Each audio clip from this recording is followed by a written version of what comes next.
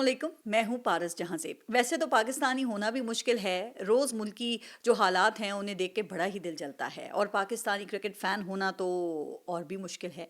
दिल में हार का पता होता है, मगर फिर भी हम मैच देखते हैं। आज भी वही हुआ ना जिसका डर था। अल्लाह करे कि अब हमारे जो जज हजरात हैं वो ये मैच ना देख रहे हों।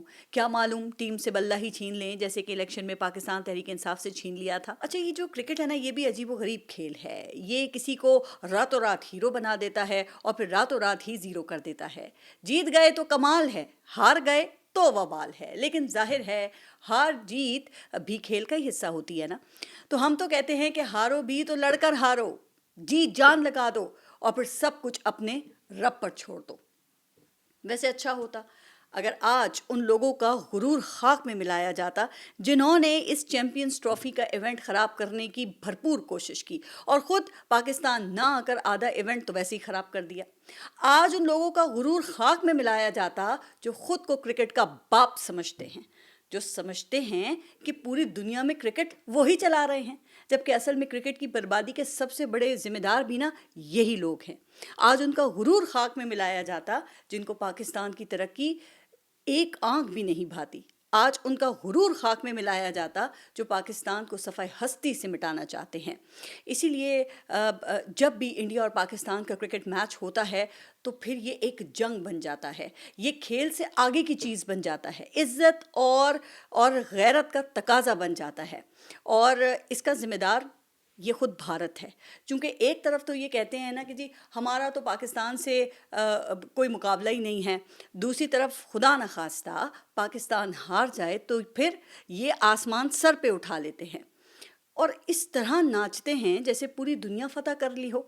लेकिन जब पाकिस्तान जीत जाए तो फिर वो मातम करते हैं, और बिल्कुल वैसे जैसे कि कश्मीर पाकिस्तान को मिल गया हो।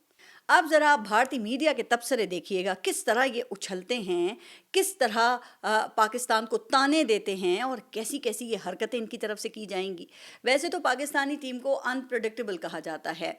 जो ये खेलने पर आएँ तो दुनिया की किसी भी टीम को हराने की सलाहियत रखते हैं, और ये सिर्फ क्रिकेट में ही नहीं है बल्कि दुनिया के हर शोबे में अगर पाकिस्तानी चाहें तो फिर अपना लोहा मनवा सकते हैं। हम चाहें तो एटम बॉम्ब बना सकते हैं, हम चाहें तो क्रिकेट का वर्ल्ड कप भी जीत सकते हैं, हम चाहें तो ओलंपिक्स में गोल्ड मेडल्स भी जीत सकते हैं। पाकिस्तान का आगाज़ चैंपियंस ट्रॉफी में ये मायूस कुन था, क्योंकि पाकिस्तान अपना पहला ही मैच न्यूजीलैंड से हार गया था और टीम का मोराल भी डाउन था।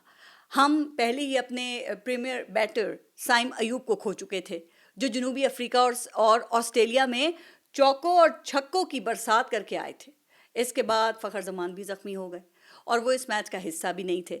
अच्छा, पाकिस्तान को तवील अरसे बाद भी बॉलिंग के मसाइल का सामना था, क्योंकि जो शाहीन शाह अफरीदी हैं वो उस तरह की स्विंग नहीं कर पा रहे थे।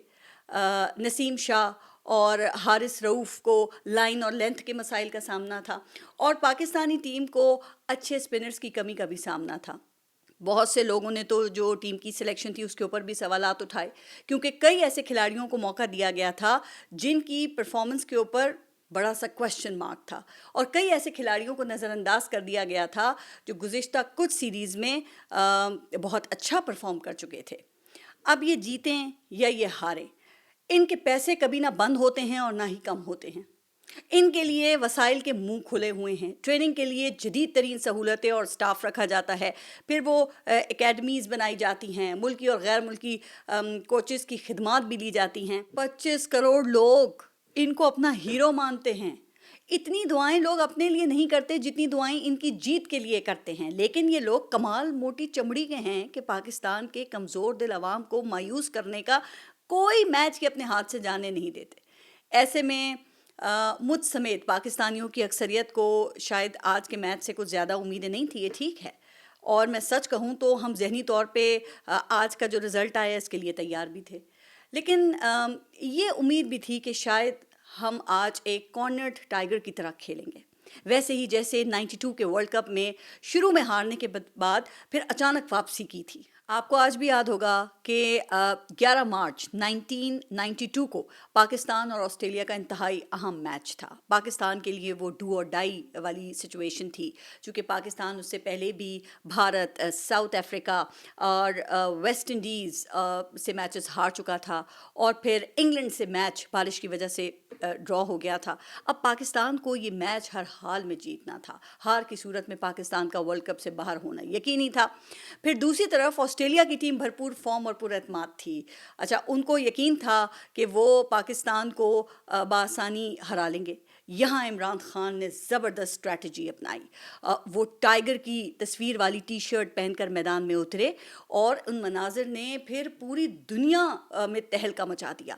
انہوں نے ٹاس جیتنے کے بعد بیٹنگ کرنے کا فیصلہ کرتے ہوئے کہا کہ میں نے اپنی ٹیم سے یہ کہا ہے کہ listen just be as if you are a cornered tiger, یعنی اس طرح کھیلو جیسے زخمی شیر ہوتا ہے، جیسے کنارے سے لگا دیا جاتا ہے. اس سے نہ صرف پاکستانی ٹیم کا اعتماد بحال ہو گیا بلکہ آسٹریلوی ٹیم کا اعتماد وہ تو ڈاماڈول ہو گیا. اور پھر دنیا نے دیکھا کہ پاکستان نے آسٹریلیا جیسی مضبوط ٹیم کو اسی کے میدان میں 48 رن سے شکست دی اور پھر پیچھے مڑ کر نہیں دیکھا. ہم سری لنکا کو ہرا کر سیمی فائنل میں گئے. سیمی فائنل میں نیوزی لینڈ کو ہرا کر فائنل میں ہم نے انگلینڈ کو ہرایا، اور پھر پوری دنیا نے ورلڈ کپ جیتنے کے مناظر دیکھے جو آج بھی پاکستان کے لیے اعزاز ہیں. اسی ورلڈ کپ کی فتح کے بعد میاں محمد نواز شریف نے بطور وزیر اعظم ٹیم کے اعزاز میں ایک تقریب کے دوران عمران خان کو مسلم لیگ نون میں شمولیت کی دعوت بھی دی تھی. اس وقت تک شاید خان صاحب کا سیاست میں آنے کا کوئی ارادہ نہیں تھا. ان کی جو پوری توجہ تھی وہ شوکت خانم کینسر ہاسپٹل کی تعمیر پر تھی. اس حوالے سے بھی اس وقت میاں محمد نواز شریف کی کیونکہ حکومت تھی تو انہوں نے کافی مدد کی ان کی، اور ہاسپٹل کے لیے زمین اور 50 کروڑ روپے کا ڈونیشن بھی دیا. اور یہ بات تو خان صاحب نے خود بھی قوم کو بتائی ہے نا. پھر وہ کہتے ہیں نا کہ سیاست میں کوئی پیش گوئی نہیں کی جا سکتی. عمران خان آج ملک کے مقبول ترین لیڈر ہیں، اور اتنے مقبول ہیں کہ حکومت کو ڈر ہے کہ اگر یہ جیل سے باہر آ گئے تو ان کا ایسا استقبال ہوگا جو شاید ماضی کے تمام ریکارڈز کو توڑ دے، اور پھر شاید حکومت چند دن کی نہیں صرف چند گھنٹوں کی ہی مہمان ہو. یہی وجہ ہے کہ عمران خان کی رہائی میں جو رکاوٹ بنی ہوئی ہے. اس لیے عمران خان سے مطالبہ کیا جا رہا ہے کہ آپ اس حکومت کو نہ گرانے اور سسٹم کو عدم استحکام کا شکار نہ کرنے کی گارنٹی دے دیں.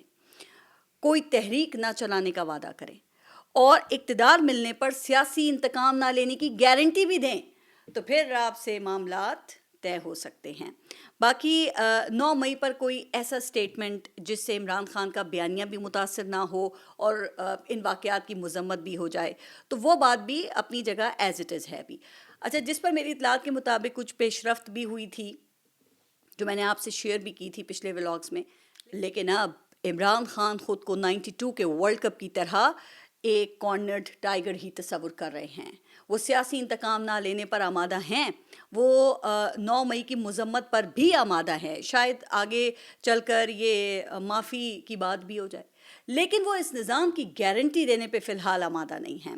وہ اس وقت فوری الیکشنز چاہتے ہیں، اور الیکشن بھی غیر متنازع اور صاف شفاف، جس کو تمام جو اسٹیک ہولڈرز ہیں وہ قبول کریں، تمام قیدیوں کی رہائی ہو، اور حکومت عمران خان سمیت کسی کے بھی جو مقدمات ہیں اس میں مداخلت نہ کرے. یعنی کہ وہ ڈیل بھی ایسی چاہتے ہیں جو میرٹ پہ ہو. یہ نہیں کہ وہ عدالت سے ضمانت حاصل کر کے وطن سے باہر چلے جائیں اور پھر ہواؤں کا رخ دیکھ کر واپس آ جائیں. اب یہ حکومت کے لیے یہ ساری جو بات ہے وہ ناقابل قبول ہے. مسلم لیگ نون اپنی مقبولیت کھو چکی ہے اور میاں محمد نواز شریف اس پر رنجیدہ ہیں، کیونکہ جو سیاسی کیپٹل انہوں نے بڑی مشکل سے کئی سالوں میں کھڑا کیا تھا، وہ 2022 کے بعد ایک جھٹکے سے ہی تباہ ہو چکا ہے. اب دوسری طرف عمران خان کے مخالفین ہیں جو مقبولیت کے چھکے ابھی تک نہیں لگا پائے، لیکن اشتہارات میں تو خوب چھکے چوکے لگا رہے ہیں. جی ہاں، مریم نواز نے شاندار بیٹنگ کر کے ہر بال پہ چھکا لگانے کا ریکارڈ قائم کر دیا ہے. لیکن ذرا رکیے جناب، یہ چھکے حقیقت میں نہیں بلکہ مریم نام کی ایک پیاری اور معصوم سی لڑکی پنجاب حکومت کے ایک اشتہار میں لگاتی ہے. اس لڑکی کے چھکوں کو مریم نواز کی کارکردگی سے تشبیہ دی گئی ہے. مجھے یہ اشتہار دیکھ کر مزہ بھی آیا اور ہنسی بھی آئی۔ مزہ اس لیے کہ مسلم لیگ نون نے بھی کچھ دلچسپ اور نیا کرنے کا چلیں سوچا تو، اور ہنسی اس لیے کہ عمران خان کا توڑ کرنے کے لیے وہ میدان چنا جس میں عمران خان خود ٹیوشن دیتے ہیں۔ اب یہ تو ہو نہیں سکتا نا کہ مریم نواز خود عمران خان سے چھکے لگانے کی ٹیوشن لیں۔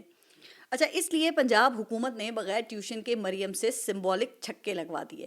اب یہ چھکے کیا الیکشن میں بھی چلیں گے یا صرف اشتہار کی حد تک ہی رہیں گے، یہ تو پھر وقت ہی بتائے گا، لیکن سیانے کہتے ہیں نا کہ وہ نقل کے لیے بھی عقل کی ضرورت ہوتی ہے۔ اچھا، یہاں عمران خان کو بھی اپنا گھر دیکھنے کی ضرورت ہے۔ مجھے تو وہ اس وقت ایک ایسی ٹیم کے کیپٹن لگ رہے ہیں جن میں سے کچھ لوگ پہلے ہی ذہنی طور پہ شکست خوردہ ہیں، اور کچھ ایسے ہیں جو کہ میچ فکس کر کے دوسری طرف سے کھیل رہے ہیں، کچھ ایسے بھی ہیں جو خود ایک دوسرے کو ہی آؤٹ کرنے کی بھرپور کوششوں میں مصروف ہیں، یا ان کو یہ ڈر ہے کہ اپنی ہی ٹیم کا کوئی کھلاڑی چھکا نہ مار دے۔ اتنی تو پاکستان میں مسلم لیگیں نہیں ہیں جتنی انہوں نے پی ٹی آئی کے اندر گروپس بنا رکھے ہیں، یہ اسد کیسر گروپ، عمر ایوب گروپ، علی امین گنڈا پور گروپ، پھر وہ جنید اکبر گروپ، شیر افضل مروت گروپ اور فواد چودھری گروپ، اور یہ سب ہی ایک دوسرے کی ٹانگیں اس وقت کھینچنے میں مصروف ہے۔ یہ ایسی پارٹی کے رکن ہیں جن کا لیڈر گزشتہ 1.5 سال سے جیل میں ہے۔ پوری ریاستی مشینری اس پارٹی کا تیا پانچا کرنے میں لگی ہوئی ہے، اور آپ جس کے نام پر ووٹ لے کر آئے ہیں آپ اسی کو گرانے میں مصروف ہیں۔ اب ان کو دیکھ کر ذہن میں یہ بات آتی ہے کہ باتیں کروڑوں کی اور دکان پکوڑوں کی۔ اسد کیسے تو خیر خود کو عمران خان کا اب نمبر 2 سمجھتے ہیں، ان کے تکبر کا ایک الگ ہی عالم ہے۔ عمر ایوب خود کو شاید ابھی سے وزیر اعظم کے طور پر دیکھ رہے ہیں۔ علی امین گنڈا پور کو شاید وزارت اعلیٰ اب یہ قسمت سے ہی مل گئی ہے، ورنہ وہ اتنے بڑے عہدے کے لیے لگتا ہے کہ خود ہی تیار نہیں تھے۔ وہ ایک بہت بڑا ہجوم لے کر آتے ہیں اور پھر اس کو بے یار و مددگار چھوڑ کر غائب ہو جاتے ہیں، اور پھر ایک لمبی بے سروپا اور فضول قسم کی تقریر کرنے کے لیے پھر وہ اچانک نمودار ہوتے ہیں، اور پھر مجھ پر کیا بیتی جیسی فلمی قسم کی کہانیاں سنا کر عوام اور میڈیا دونوں کا وقت خوب ضائع کرتے ہیں۔ اچھا، رہے یہ جنید اکبر خان، تو شاید وہ سمجھتے ہیں کہ مر جاؤ، مار دو، گولیاں کھائیں گے جیسی تقاریر کرنے سے ہی انقلاب آ جائے گا۔ شیر افضل مروت کو شاید یہ گمان ہے کہ وہ عمران خان سے بھی زیادہ مقبول ہو گئے ہیں اور وہی پی ٹی آئی بن گئے ہیں۔ پھر سلمان اکرم راجہ جو خود حادثاتی سیاسی رہنما ہیں، جو پینما کیس میں میاں محمد نواز شریف کے وکیل تھے اور ان کی ایمانداری کے خوب دلائل دیا کرتے تھے، ان کو بھی تقاریر کا شوق ہے، لیکن جب تحریک چلانی ہو تو یہ چپکے سے اپنی گاڑی میں نکلتے ہیں اور تمام جو بند راستے ہوتے ہیں نا ان پر ایک ولاگ کر کے واپس گھر چلے جاتے ہیں، اور قوم کو بتاتے ہیں کہ بھئی یہ حکومت بڑی ظالم ہے کہ سارے راستے بند کر دیتی ہے، وہ نکل ہی نہیں پاتے بیچارے۔ اب یہ ایک فواد چودھری ہیں جو اب پاکستان تحریک انصاف میں واپسی کی کوششیں جوڈو کراٹو کے ذریعے کر رہے ہیں۔ اچھا، دوسری طرف پاکستان تحریک انصاف کی امریکہ میں لابنگ جاری ہے، شہباز گل اور شہزاد اکبر اور عارف الوی بھی اپنے ہی گول پوسٹ میں گول کر رہے ہیں۔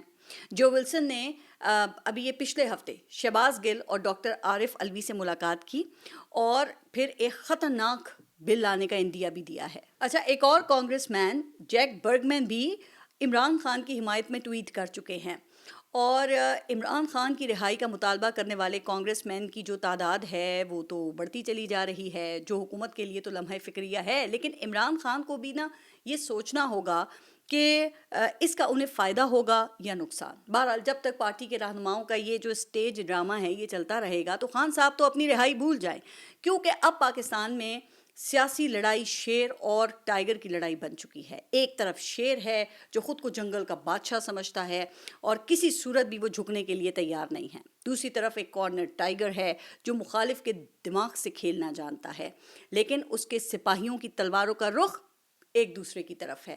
اب دیکھتے ہیں کہ جیت پھر شیر کی ہوتی ہے یا پھر ایک زخمی ٹائیگر کی ہوتی ہے، یہ تو آنے والے جو یہ چند ماہ ہیں ان میں پتہ لگ ہی جائے گا۔ اگر بات نہ بنی تو پھر رمضان کے بعد شاید یہ ڈی چوک کی طرف ایک اور مارچ کا اعلان ہو، اور یہ حتمی لڑائی ہوگی جو شیر اور ٹائیگر کے درمیان جنگ کا فیصلہ کرے گی، اور یہ اس بات کا بھی فیصلہ کرے گی کہ یہ ملک کیا ایسے ہی چلے گا یا کوئی اور اس ملک کی باغ دوڑ سنبھال کر سمت درست کرے گا. تو اس کا فیصلہ پھر 1-2 ماہ میں ہو جائے گا. اب دعا یہ ہے کہ بھئی جو بھی ہو افہام و تفہیم سے ہو جائے, کوئی تصادم نہ ہو, کسی ماں کی گود نہ اجڑے, کوئی خاندان اپنے کفیل سے محروم نہ ہو. اگلے ولاگ تک کے لیے اجازت دیجیے. اللہ حافظ.